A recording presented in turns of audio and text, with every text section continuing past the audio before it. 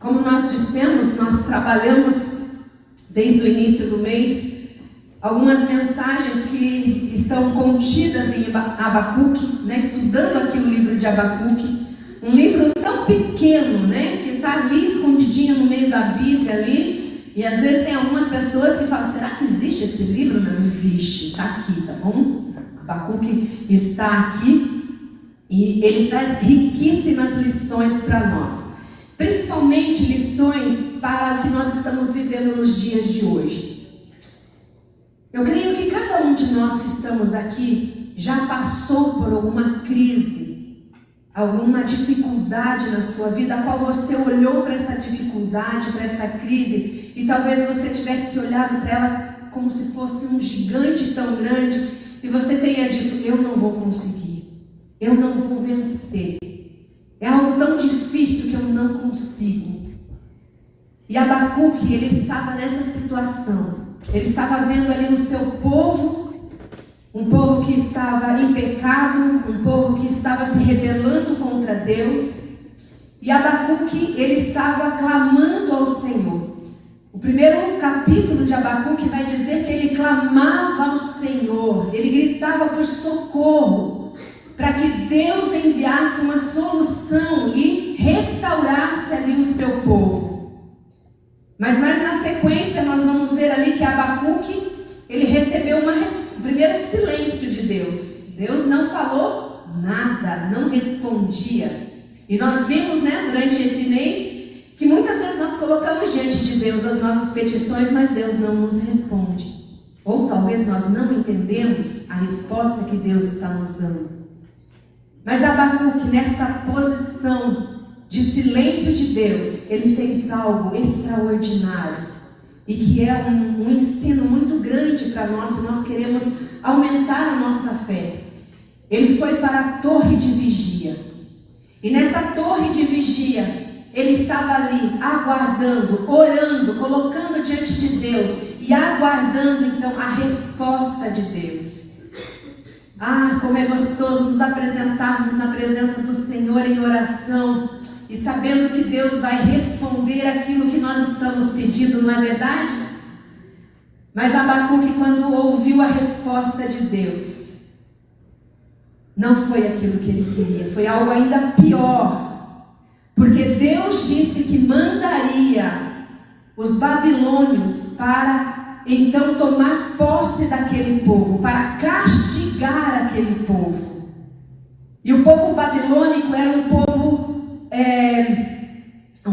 muito ruim, um povo muito afastado de Deus. Na verdade, eles nem cultuavam a Deus. Eles tinham deuses na terra deles que eram deuses que aceitavam sacrifícios de crianças. Então era um povo muito ruim. E Abacuque chegou a dizer para Deus: Deus, como é que o Senhor pode mandar um povo tão ruim, pior do que o nosso, nos castigar? Então Abacuque clamou ao Senhor. Abacuque enfrentou o silêncio de Deus. Abacuque recebeu uma resposta de Deus, dizendo que o povo seria castigado. Qual seria a nossa posição nesse sentido? Se nós apresentássemos diante de Deus as nossas petições e viesse uma resposta como essa: o que eu vou fazer na sua vida vai ser pior ainda. Muitos, meus queridos, abandonariam Deus. Muitos fariam como a mulher de Jó, mandaria amaldiçoar a Deus e morrer. Mas Abacuque, ele escreveu para mim um dos mais lindos textos, que é o capítulo 3 de Abacuque. Exatamente isso que nós cantamos agora. Ele disse que não importava qualquer coisa que acontecesse, ele se alegraria no Senhor, porque ele conhecia quem era Deus. E Abacuque, para mim, e eu creio que nesse mês todo nós podemos observar que ele foi um herói, porque ele não estava lutando uma luta para ele só, ele estava lutando uma luta para o povo. Ele estava clamando, não pensando só nele, mas ele estava pensando no povo.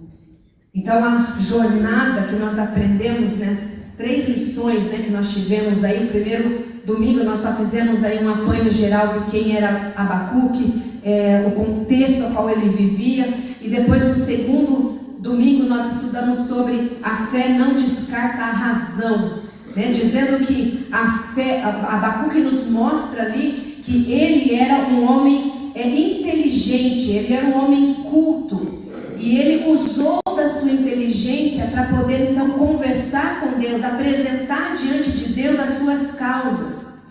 E nós aprendemos que muitas pessoas acham que nós que vivemos da fé, nós somos aqueles coitadinhos que não sabemos nada, que somos até meio burrinhos, né? Mas nós temos que entender que quando nós vamos conversar com Deus, nós podemos sim usar da nossa inteligência para apresentar diante de Deus as causas. Usar a razão, meus queridos, não é pecado. Pecado é desvincular a razão da fé. Pecado é você não colocar diante de Deus aquilo que é certo de fato e viver de loucuras. E nós vimos então no outro dia, no outro domingo, nós vimos que a fé ela não dispensa o sofrimento, né? A fé cristã não funciona como um anestésico ou um escudo mágico para fazer com que a dor suma. Porque quando nós estamos sofrendo, dói, não dói? Quando nós estamos passando por dificuldade, nós sentimos dor. E nós achamos muitas vezes que aquelas pessoas que estão sofrendo, que estão sentindo dor, dor por causa do sofrimento, elas não têm fé. Mas quando nós deparamos aqui com esse estudo de Abacuque, nós vamos ver que o nome de Abacuque significa abraçar, lutar. Então o que Abacuque fez no meio do sofrimento? Ele abraçou a Deus, ele lutou com Deus, ele se apresentou diante de Deus. E ele mostra aqui que a fé nos joga na arena e nos dá um abraço de luta, né, com a realidade. Queridos, nós precisamos rejeitar nos dias de hoje muitas promessas que estão sendo pregadas por aí, de dizer que, de teologias, né, fáceis, dizendo que nós não vamos passar por nenhum sofrimento, que nós não vamos ter nenhuma dificuldade, aquela teologia da prosperidade, né, teologia de libertação, teologia disso, daquele outro, sempre trazendo o cristão como que se você é intocável. Mas quando nós olhamos Abacuque, o livro de Abacuque, nós vemos que sim, qualquer um de nós podemos passar por dificuldade. E se você hoje, meu irmão, minha irmã, está presente neste lugar, e você tem sofrido dificuldades, crises na sua vida, no seu casamento, na sua família, no seu trabalho, eu quero levar você hoje a entender, assim como Abacuque nos mostrou, que nós podemos aumentar a nossa fé diante das dificuldades. Jesus, ele nunca nos prometeu que nós não teríamos dificuldades. Pelo contrário, ele fala lá em João 16:33 que nós iríamos passar por aflições. Mas ele diz o quê? Mas tende bom ânimo. Por quê? Porque ele já venceu. Isso é fé, meus queridos. Entender que o Senhor está no controle de tudo. Meus irmãos, e hoje nós chegamos então na terceira grande lição aqui da vida de Abacuque. A fé verdadeira não descarta a razão, que nós já vimos, não dispensa o sofrimento, e hoje nós vamos ver que a fé não desperdiça a tribulação. Normalmente o arrogante, ele confia em quem? Em si mesmo, né? E ele quebra nas tempestades, ele quebra quando as crises vêm, porque a arrogância só mantém ele naquele momento que ele está vivendo tudo bem. Mas quando vem a dificuldade, quando vem a crise, ele quebra. E em Abacuque nós podemos ver que o justo vai viver pela fé, porque o justo ele cresce no meio da crise. O justo ele usa a crise como um trampolim para crescimento, para fortalecimento, né? Abacuque ele transformou ali aquele sofrimento, a sua dor em um diário de oração. E ele disponibilizou esse diário de oração para abençoar a nação, para abençoar aqueles que estavam ao redor dele. E ele não jogou a sua luta ali no lixo. E Deus nunca, meus queridos, nunca vai permitir uma dor na nossa vida em vão. Quando nós vamos lá para Tiago 1, de 2 a 4, e nós vemos que nós estamos numa escola, e essa escola é uma escola da fé, e nós aprendemos então a extrair maturidade nessa prova. E Tiago vai dizer assim: meus irmãos, considerem motivo de grande alegria e de fato de passarem por diversas provações. Assim vocês saberão que a prova da sua fé produz perseverança. No entanto, a perseverança deve ter ação completa, a fim de que vocês sejam perfeitos e íntegros, sem que lhes falte coisa alguma. Queridos, Deus, Ele transforma os nossos males, Ele transforma as nossas lágrimas em fontes de bênçãos para abençoar o próximo. Nesse versículo nós vimos aqui que nós precisamos considerar motivo de alegria o fato da gente passar por dificuldades, por provações. Por quê? Porque é nessa perseverança, é nessa ação completa que nós vamos ser seguros e perfeitos. E tudo o que o profeta passou não foi em vão. A luta que ele teve, a luta de Abacuque com Deus, não é apenas um pedaço de diário, não é apenas um escrito secreto. Não, ele entregou para todo o povo. Esse livro, ele foi escrito para o povo de Israel, para que o povo de Deus pudesse entender. Então ele representava ali a voz de todos os crentes sinceros, de todos aqueles que criam em Deus com sinceridade, mas que estavam sofrendo, que estavam ali passando por angústia.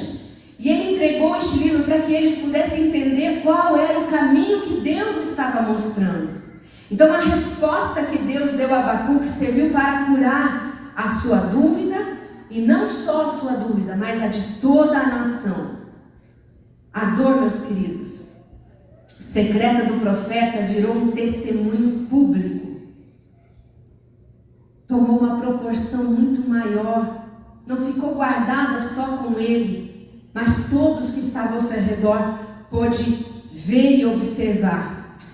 Na introdução da Bíblia, a Mensagem, Eugene Peterson escreve algo bem fantástico sobre o livro de Abacuque. Ele diz assim: Abacuque começou exatamente onde nós começamos, com as nossas queixas, nossas perplexidades, as nossas acusações contra Deus, mas não parou aí. Ele chegou conosco a um mundo em que todos os detalhes da nossa vida de amor de Deus, detalhes bons e maus, são transformados em algo realmente bom. Olha que maravilha! Deus, Ele tem o poder de transformar tanto bom como mal em algo bom, né? E nós podemos olhar então para o livro de Abacuque, meus queridos, como um diário de guerra, um diário de lutas, né? A luta que ele teve com Deus. Mas o que ele fez com esse diário de dor? O que Abacuque fez com ele? Ele não escondeu, ele não manteve em secreto, ele não guardou em gaveta, mas ele seguiu a ordem de Deus e ele entregou ao povo. O texto vai dizer lá no capítulo 1 de Abacuque, no versículo 1, que essa era a mensagem, né? Lá no capítulo 1 vai dizer a mensagem, que ele estava vivendo, que estava esmagando a sua alma ali e transformou isso num registro de fé. E ele usou para abençoar outras gerações. Estamos sendo abençoados hoje com aquilo que Abacuque viveu, com aquilo que Abacuque compartilhou com o povo. Ele não desperdiçou a tribulação a qual ele estava passando. Ele usou essa tribulação, ele usou aquilo que ele estava passando para então abençoar o povo. Naquela escola de Deus, meus queridos, a nossa fé, ela é aumentada. Quando nós vamos para a escola, né, não sei quem aí está no colégio ainda, tá? Os jovens ali, o Caleb já deu risada, né, porque o Caleb está de férias, né? Mas quem está na escola, quem não está, quem já passou, sabe que nós temos matérias as quais são difíceis de aprender, né? Eu lembro uma vez que eu desisti de um curso por causa de uma matéria. Porque eu achava tão difícil, eu desisti do curso por causa da matéria. E até hoje eu fujo da matéria, que é física, né? Não é algo que não entra na minha cabeça. Mas o que prova quando nós aprendemos alguma coisa? É a prova. É o teste. Nós passamos por um teste para saber o nosso conhecimento. E Abacuque passou por esses testes. Abacuque passou por essas dificuldades, passou por essas tribulações. E ele deixou para nós a sua nota. E que nota grandiosa, ele tirou 100 nessa nota. Porque mesmo no meio da dificuldade, ele saiu com muita fé. O coração dele estava repleto de fé. E eu pergunto para você hoje, como aumentar a nossa fé? Como nós podemos aumentar a nossa fé e não desperdiçar a tribulação que nós estamos vivendo nos dias de hoje? Sabe, meus queridos, muitas vezes nós desperdiçamos as nossas lutas porque nós ficamos focados em nos livrar delas. Nós olhamos a luta e a gente só quer se livrar, a gente só quer escapar dela. Mas nós não buscamos o Deus que pode nos ajudar. Mas se você quer que a sua fé cresça e amadureça no meio do fogo, você precisa praticar 3 atitudes bíblicas que nós vamos falar agora. Primeiro, você precisa entender o propósito do confronto. Entender o propósito. Para que a sua fé aumente, você precisa parar de olhar apenas para o seu próprio umbigo durante o teu momento de crise. Sabe aquela pessoa que está vivendo uma crise e acha que só ela que está passando aquela dificuldade? Às vezes um país inteiro está passando um problema, está passando uma dificuldade, mas ela acha que só ela. E está cheio de gente assim, gente. Inclusive, às vezes, a gente mesmo. Mas veja o que o apóstolo Paulo nos ensina lá em 2 Coríntios, capítulo 1, versículo 3 a 4. Ele diz assim: todo louvor ao Deus e Pai do nosso Senhor Jesus, o Messias, Pai de toda a misericórdia, Deus de toda a cura e restauração. Ele está ao nosso lado quando passamos por momentos difíceis.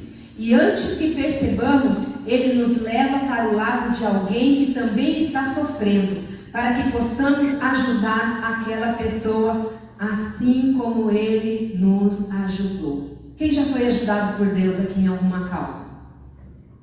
Das 2 mãos, porque todo o tempo. E o Senhor hoje está nos levando, nos alertando a ajudar outras pessoas, assim como Ele já nos ajudou. Será que nós usamos as nossas crises, as nossas tribulações, as quais nós já passamos e fomos ajudados pelo Senhor para ajudar os outros, assim como Abacuque está fazendo conosco hoje, nos ajudando? Ou será que nós estamos guardando na gaveta o nosso diário de luta e não compartilhando e ajudando os demais que estão sofrendo talvez a mesma questão? A sua dor hoje, meus queridos, é ferramenta que Deus vai usar para você consolar alguém amanhã. A tribulação que você está passando hoje é para que você cresça nela. E com esse crescimento, essa maturidade, você possa ajudar outros. A fé aumenta quando você entende que Deus não te conforta apenas para você se sentir bem, mas para transformar a sua vida, para transformar você em uma pessoa que vai consolar outra. Você quer aumentar a fé? Então use as experiências as quais você já viveu para ajudar as pessoas. Fale de Cristo, fale da palavra, conte o seu testemunho. Não guarde o testemunho da sua vida simplesmente para você. Às vezes nós temos vergonha, talvez, das coisas ruins que já fizemos. Mas se nós passarmos pela tribulação e não crescermos, nós nunca vamos conseguir ajudar outras pessoas. E talvez se nós estamos guardando o nosso testemunho, é porque talvez a gente não venceu ainda as batalhas, não cresceu nelas. Mas também a segunda coisa que nós precisamos ver é que nós precisamos transformar vales áridos em fontes de bênção. Então a fé em Cristo nos coloca inteiramente nas mãos de Deus e nos move então a servir ao próximo, a servir aqueles que estão ao nosso lado com amor. Lá em Salmo 84, 56 diz assim: como são felizes os que em ti encontram sua força e os que são peregrinos de coração. Ao passarem pelo vale de Baca, fazem dele um lugar de fontes. As chuvas de outono também se enchem de cisternas. Queridos, o vale de Baca aqui que fala, ele é um lugar árido, ele é um lugar seco, é um lugar em que nós podemos dizer que muitas vezes nós estamos vivendo espiritualmente esse lugar de Baca, espiritualmente secos, que nós não conseguimos olhar para o nosso próximo e ver a dor, sentir a dor dele por causa dessa sequidão espiritual que está dentro de nós. E quando nós olhamos aqui o texto não diz que Deus tira o peregrino do vale, mas ele diz que o peregrino, ele fica cheio de fé, que é cheio de fé, ele transforma o vale de um lugar em fontes. Então Deus está dizendo para nós hoje, querido, se você está no meio da tribulação, se você está no meio do vale, Deus ele não vai tirar você dali, mas Ele vai poder usar você para transformar aquele lugar. Talvez a sua casa, o seu trabalho, a sua família está passando por crises, por dificuldades, mas é você quem vai ser usado naquele lugar para trazer transformação. Nós não podemos guardar, meus queridos, aquilo que o Senhor realiza nas nossas vidas. Precisamos compartilhar e ajudar aqueles que estão ao redor. Se você está passando pelo vale de luto, da crise da enfermidade, use esse momento para você construir esperança, para você ter mais fé. Quando outros passarem pelos mesmos vales que você já passou, eles vão saber que as águas da sua fidelidade serão refrescantes para o problema que ela está passando. Eu comentei com os jovens esses dias, não sei se foi com os jovens ou com as mulheres, tantas vezes que a gente está falando, mas já na minha vida aconteceu coisas, testemunhos, que no momento parecia que tudo iria se acabar. Parecia que eu não iria conseguir sair daquele furacão, daquele tormento que estava vivendo. Mas Deus ajudou, Deus estendeu a sua mão, Deus fortaleceu, e eu busquei essa fé no Senhor, eu busquei estar presente diante do Senhor. E hoje, esse testemunho que eu tenho da minha vida, que aconteceu há muitos anos atrás, já abençoou muitas vidas, muitos casamentos, muitas famílias foram restauradas simplesmente por ouvir. E muitas vezes, como eu já disse antes, nós vivemos algumas situações na vida da gente que a gente se envergonha. Talvez algo lá no seu trabalho que mandaram você embora por justa causa, talvez um roubo, talvez um desacato, talvez na sua família um adultério, talvez um abuso, alguma coisa que hoje te envergonha porque você passou por aquilo, uma crise que você passou. Mas hoje você tem certeza que você foi perdoado e restaurado pelo Senhor. Mas muitas vezes nós sentimos vergonha de contar isso para alguém. Mas, queridos, eu quero te dizer uma coisa. Às vezes existem pessoas que estão só aguardando ouvir de alguém que passou pela mesma coisa que eles estão passando, para eles terem forças para sair. Talvez um filho esteja afastado, talvez um filho esteja nas drogas. E talvez você que já passou por isso pode chegar para essa pessoa e dizer: olha, eu venci, você vai conseguir vencer também. É isso que Abacuque está nos ensinando. É transformar as nossas crises, as nossas tribulações, para abençoar a vida daqueles que estão ao nosso redor. E o terceiro aqui que nós precisamos ver é que a gente precisa lembrar que a tribulação produz esperança inabalável. O apóstolo Paulo, ele faz aqui uma ligação perfeita entre este tema aqui, lá em Romanos 5, 3 e 4. Ele diz assim: e não somente isso, mas também nos gloriamos nas tribulações, porque sabemos que as tribulações produzem perseverança. A perseverança, um caráter aprovado, e o caráter aprovado, esperança. Olha que coisa linda, né? Nós nos gloriamos nas tribulações, porque sabemos que a tribulação produz perseverança. A fé não cresce em mares calmos. A fé, ela não cresce quando tudo está bem. A fé, ela cresce quando nós precisamos praticá-la. E a gente só pratica ela no meio da dificuldade. Ela aumenta quando ela é testada. E descobre que Deus permanece fiel. E é ali que nós descobrimos que Deus é fiel. Cada tribulação, meus queridos, superada, gera um caráter aprovado. Gera uma bagagem espiritual que nos dá certeza de que Deus nos sustentou. E que Deus nos sustentou durante a dificuldade e vai nos sustentar para sempre. Isso é fé. Meus irmãos, ao fechar aqui o livro de Abacuque, nós entendemos aqui um resumo de toda a Bíblia. O justo viverá por sua fé. Esse é um resumo de toda a Bíblia.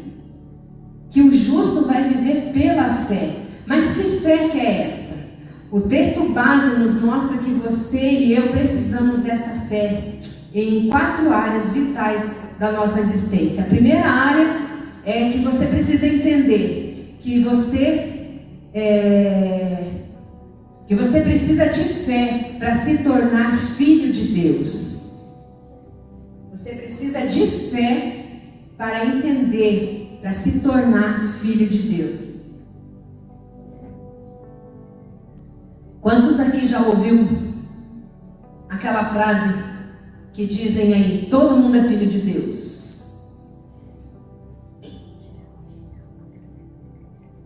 E muitos se enganam, né? Mas a palavra de Deus vai dizer lá em João 1, de 10 a 12. Ele diz assim: veio para o que era seu, e os seus não o receberam. Mas todos quanto receberam, deu-lhes o poder de serem feitos filhos de Deus, a saber, aos que creem no seu nome.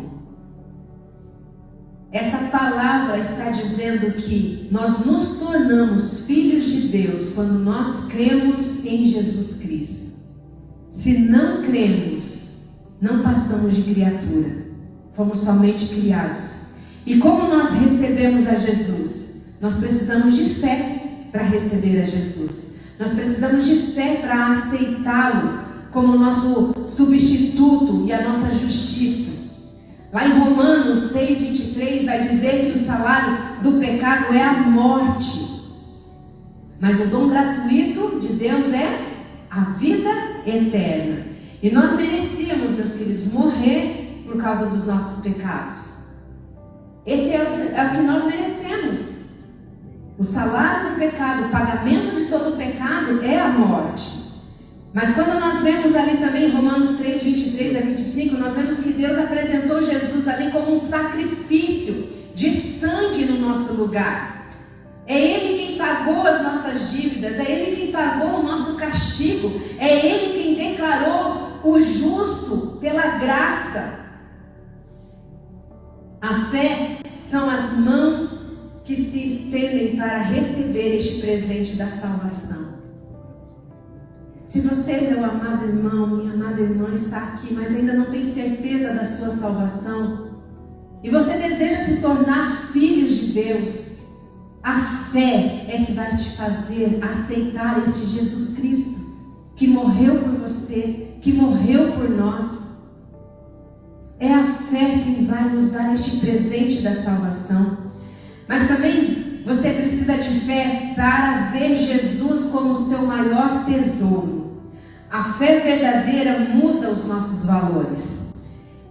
Ele abre os nossos olhos, abre os olhos do nosso coração para nós enxergarmos o valor infinito e o insubstituível de Cristo. Lá em Mateus 13:44, Jesus explicou o seguinte: o reino dos céus é como um tesouro escondido que um homem descobriu num campo. Em seu entusiasmo, ele escondeu novamente, vendeu tudo o que tinha e com o dinheiro da venda comprou aquele campo. Queridos, a fé são os olhos que veem o valor de Jesus. E quando nós enxergamos o valor de Jesus, nós não vamos abrir mão desse Jesus.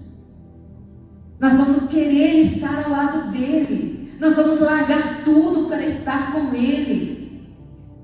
Nós vamos desejar estar na presença de Jesus. Quando nós entendemos o valor que Jesus tem para a nossa salvação, nós vamos abandonar tudo que nós temos, a nossa vontade, o nosso querer, para cumprir a vontade de Deus, para fazer aquilo que Deus vai determinar que façamos, porque assim Ele se torna o nosso Senhor, o nosso Deus absoluto.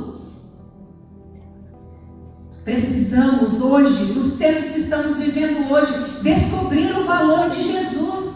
Qual o valor Ele tem para você? Para alguns, menos que um futebol.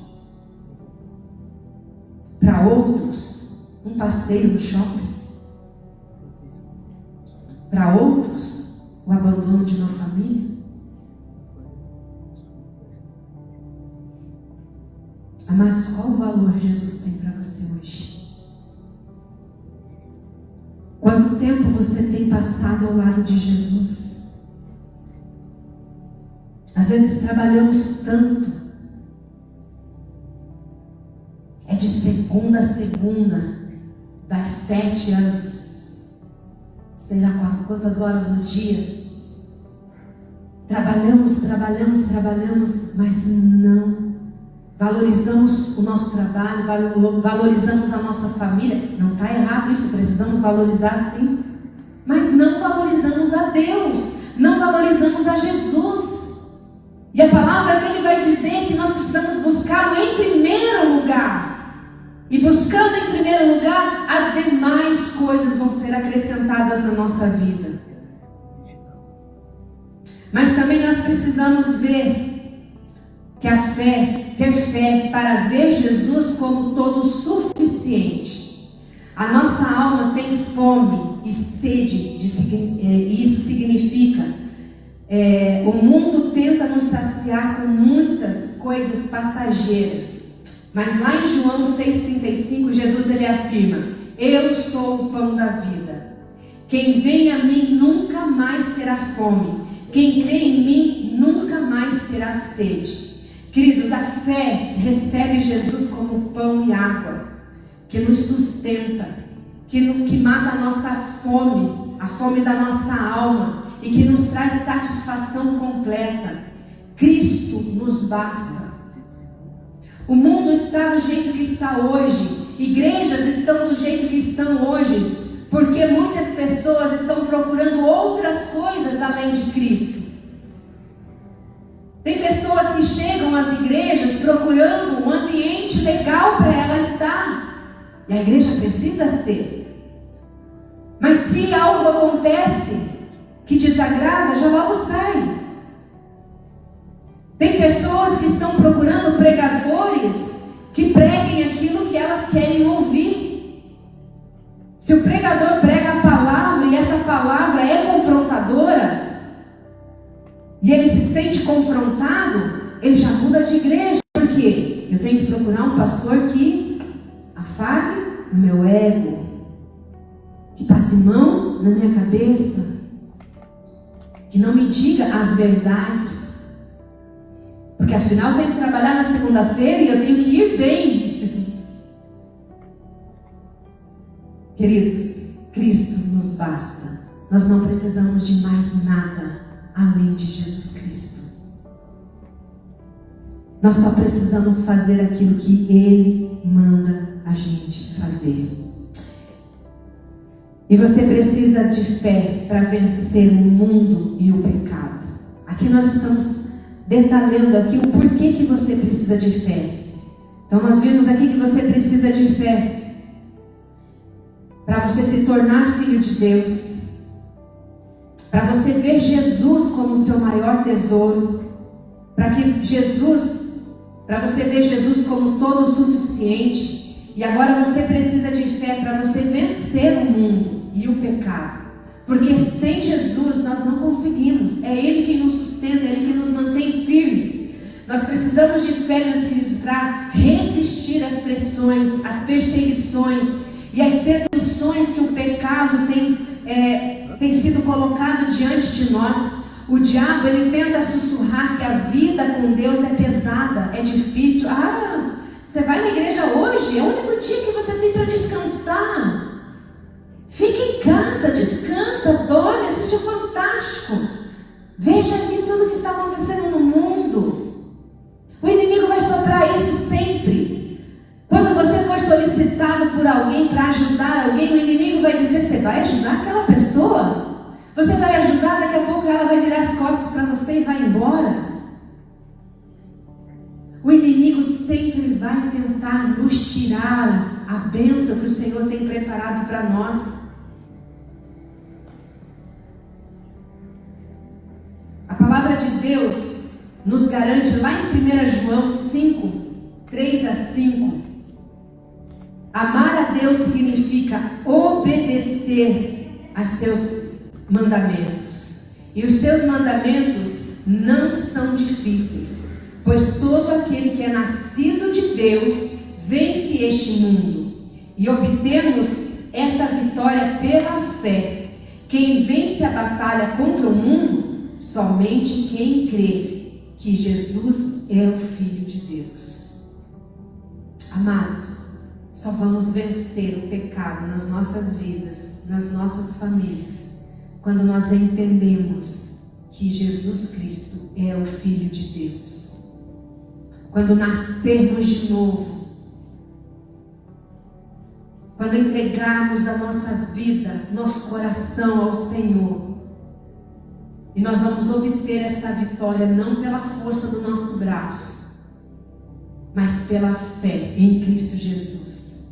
A fé elimina o peso de obedecer a Deus. Então, se o inimigo vier dizer para você que é difícil servir ao Senhor, é difícil estar lá todos os domingos, é difícil você fazer visitas, é difícil você convidar alguém para vir na igreja, é difícil você dar o seu testemunho, compartilhar o seu testemunho, o inimigo vai falar que tudo isso é difícil. E aí você vai olhar e vai falar: sim, eu estou cansado, então é difícil mesmo. Mas lembre-se de 1 João 5, 3 e 5, que vai dizer que os seus mandamentos não são difíceis, pois todo aquele que é nascido de Deus vence esse mundo. E obtivemos essa vitória pela fé. A fé, meus queridos, é que vai eliminar o peso desse obedecer.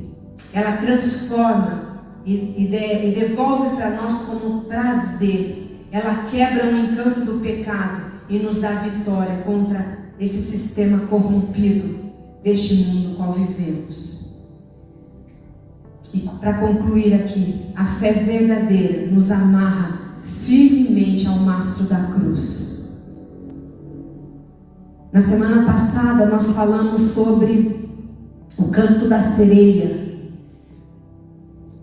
que muitos ouvem este canto da sereia, querendo ouvir coisas que falam para simplesmente nos trazer, nos enganar. O canto da sereia, aquela sereia que cantava e aqueles marujos ouviam o canto dela e depois eles morriam. E muitos de nós estamos morrendo porque nós estamos ouvindo esses cantos, ouvindo pregadores que não pregam a palavra, ouvindo teologias que não nos levam ao confronto e ao crescimento. E é através, meus queridos, de Deus, que nós podemos, desta fé, que nós podemos enxergar Jesus como o nosso maior tesouro. E nós encontramos satisfação na nossa alma e recebemos o poder para vencer o mundo. Baixe sua cabeça agora em nome de Jesus. Durante todos esses meses nós desafiamos aqui a igreja a viver pela fé. Desafiamos a cada um de nós, mesmo que no meio da crise, no meio da dificuldade, usarmos essa crise, essa dificuldade para que possamos aumentar a nossa fé naquele que é o único que pode nos ajudar. Assim como Abacuque fez e foi para a torre de vigia, nós estamos sendo desafiados a orar ao Senhor, a buscar a resposta do Senhor, a vencer as dificuldades baseados na fé que temos no Senhor.